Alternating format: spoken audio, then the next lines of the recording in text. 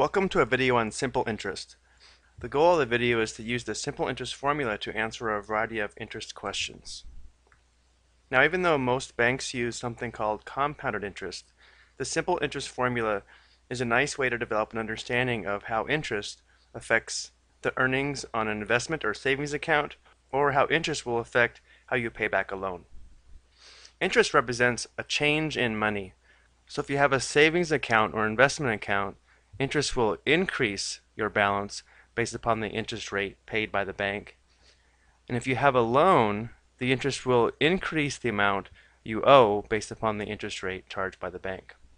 The simple interest formula is I equals P times R times T, where I is the interest, P is the principal or starting amount, R is the rate expressed as a decimal, and T is time expressed in years.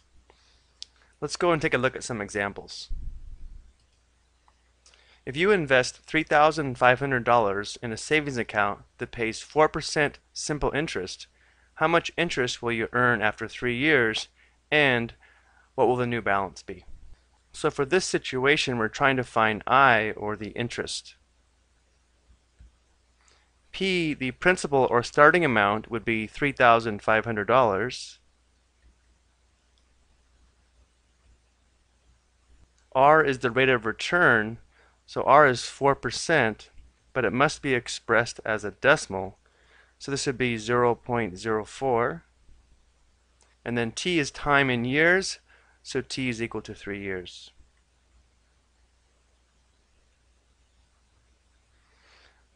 We have all the information we need to determine the amount of interest that's earned in this account. The interest will equal 3,500, the principal, times the rate of return as a decimal, 0.04, times the time in years, which is equal to 3. So this product will give us our total interest over the 3 years. So we have 3,500 times 0.04 times 3. So the interest earned will be $420.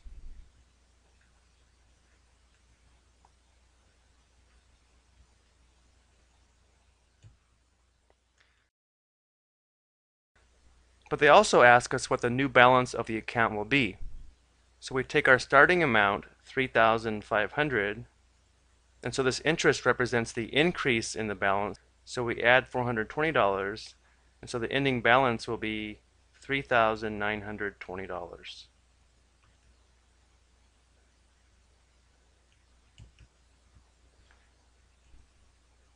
So again, we found the interest earned, and then we also found the new balance of the savings account after 3 years. Let's go and take a look at another example. You borrow $6,000 from a loan shark.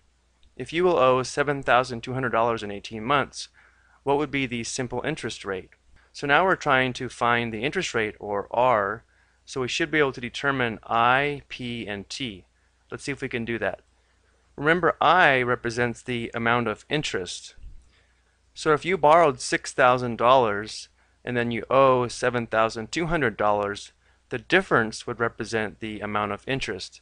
So the interest is going to be 7,200 minus 6,000. So our interest is equal to $1,200.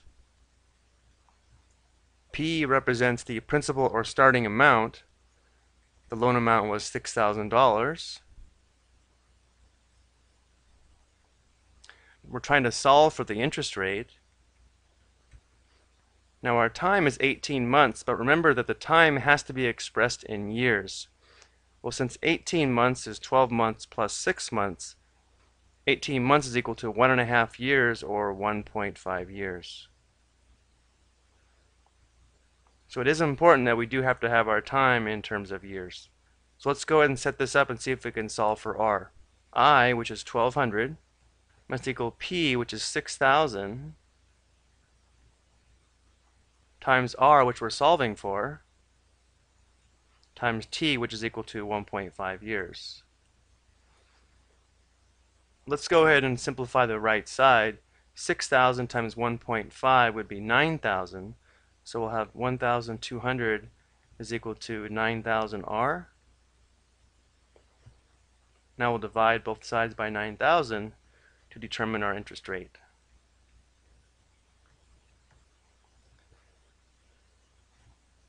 So we have 1,200 divided by 9,000. Now this is our interest rate expressed as a decimal.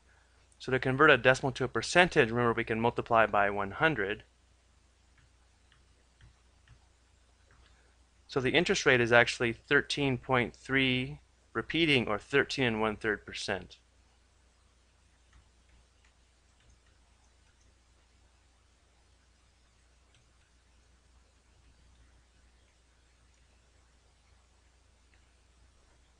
Okay, that's going to do it for simple interest.